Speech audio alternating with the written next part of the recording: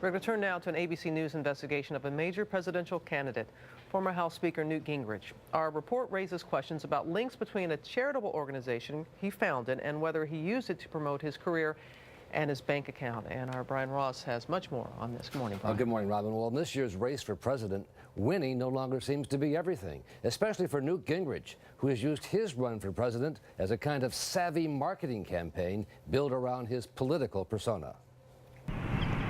In the last 5 years, Gingrich has lived a life of luxury built around his empire, including millions of dollars in private jet travel, paid for with donations to a political group he founded, even though he claims to live on a tight budget.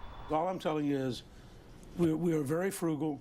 Gingrich's frugal lifestyle includes a $1 million home in suburban Washington, loads of Tiffany jewelry for his wife, and in the middle of the campaign, a cruise in the Greek Isles, even ending up on the tabloid website TMZ, all of which led his entire staff to resign, raising the question of whether he's serious about running for president.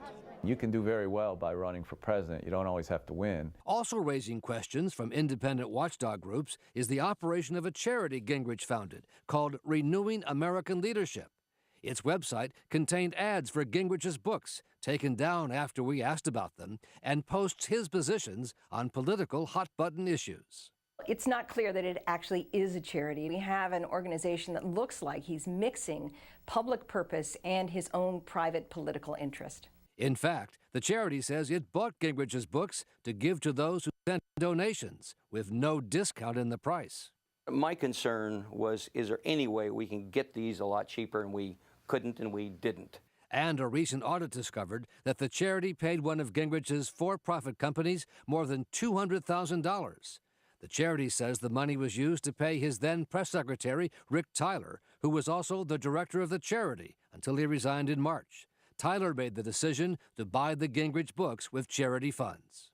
It makes one think that it's really existing to promote his business and personal interests rather than a public benefit purpose. It was not something Gingrich wanted to talk about when we caught up with him leaving a speech in New Hampshire. I'm not concerned about that. The American people aren't concerned about that. Try covering the speech. Would be concerned. Are you not concerned about the fact that your charity you founded has given $200,000 to your own company?